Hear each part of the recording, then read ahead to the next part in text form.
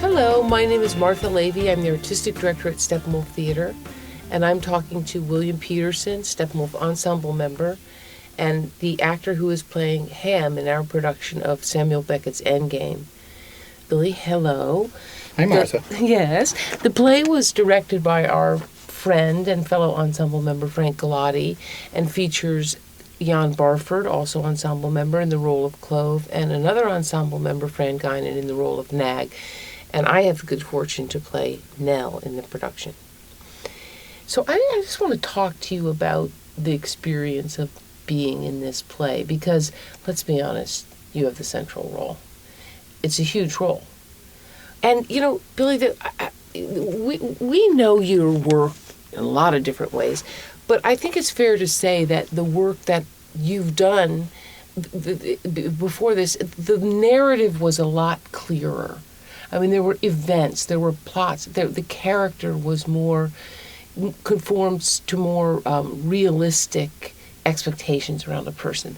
This play often offers a kind of wide open charter in terms of its meanings and who that guy is. Did that change the way that you approach working on it? I don't know. I think that, I had seen a couple different productions of Endgame over the years, different places. And I always, my appreciation for Beckett was always great, even when I was young, but I didn't make any attempt to think that I understood it necessarily. However, working with Frank and you guys on this, having the chance to perform it, I have come to understand the play in a much different way than I had ever understood it. How so? In watching it. Well, you know, what you were just saying about the storytelling being different. Obviously, it's some of it feels abstract, absurdist. However, for me, playing Ham, there is, even though his mind works in so many different, attitudes, it feels like a place that's real, and a time that's real, and the people he's dealing with are real, and the relationships feel established, even though they may, to an audience, seem a little bit absurd or unreal. The place, to me, feels very real. I mean, yes, it's a sort of nondescript basement of the world with parents and garbage cans. And Ham, my character, is blind and cannot rise out of his chair, which is also a completely different thing than I've ever had to deal with before. However, the longer we do the play, the more naturalistic it feels to me on some level. I mean, obviously, there's a certain style to doing it. Yeah. Naturalistic, not necessarily the first thing we think of, but it's become more and more naturalistic to me. It's, and of course, as you know, with Frank being such a sort of, having studied Beckett for so many years and having done it himself several times, it was so wonderful to kind of liberate the play with him. Yeah. It's interesting. I mean, Frank, Jan, you, Fran, I have all known each other for 25 years at least, right? Mm-hmm.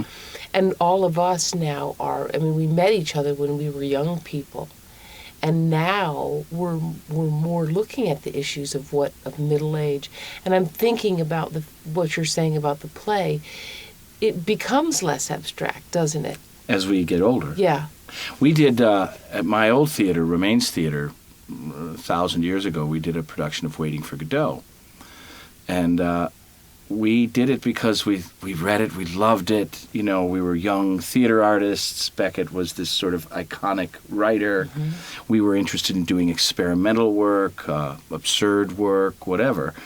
And we did it, but we were ill-prepared. We could do the lines, we could do the blocking, we could get to the end of the story, but it didn't move us, it didn't affect us, and consequently probably not the audience either.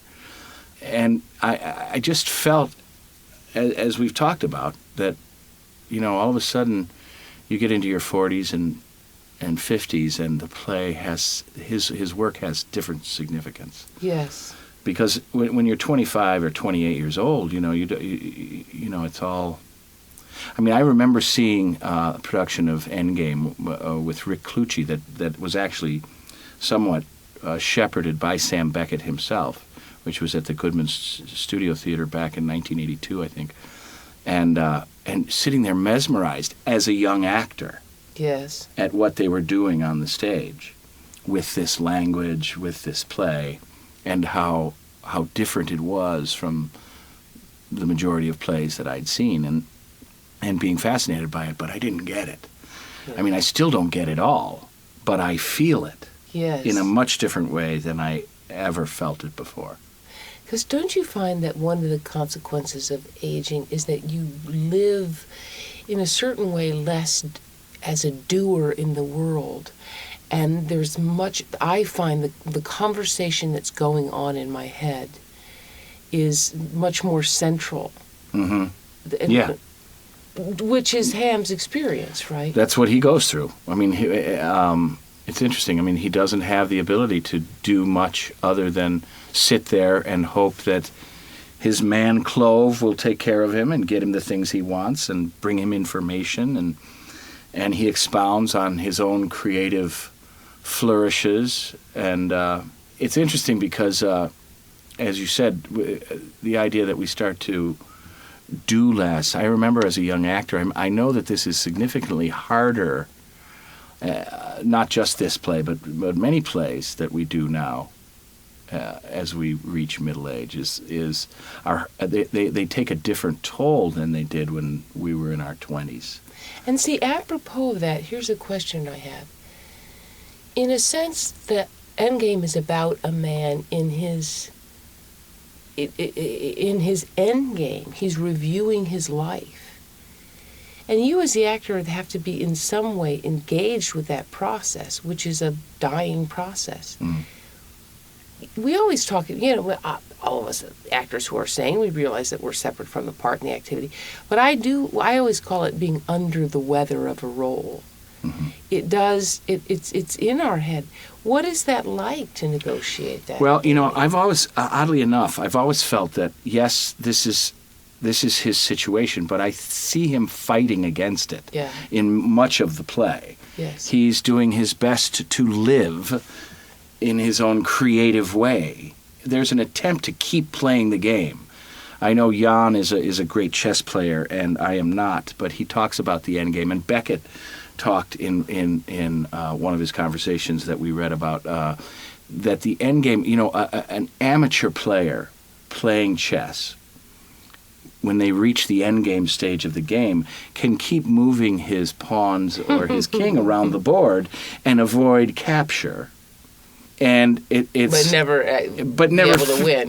But never finishing the game. Yeah. And a competent, skilled chess player will realize that ultimately he can't win this and tilt his guy over and say, you win. Mm-hmm. And I think Beckett was fascinated by the idea and frustrated by the idea of players that would continue to play in the endgame. And I think that's what Ham is. Yeah. I think he is continuing to play, and yet periodically he goes, what am I doing? Yeah. Let's get this over.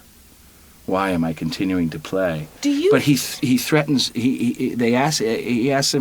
Clove asked him at one point to stop playing. Can we just stop playing? And he says, never. Yeah. I'll never stop playing. Yeah. What is that? Yeah. And in fact, I don't know that they ever do. Right. The audience, because as we were talking about, there's a way in which the play is really open to interpretation, and I think we find that the audience. This is true of any play. It elicits different responses on any given night from an audience.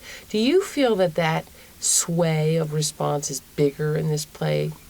Yes. I think it's more open, obviously. I mean, we're still learning about the play, having done it 50 times or whatever we've done.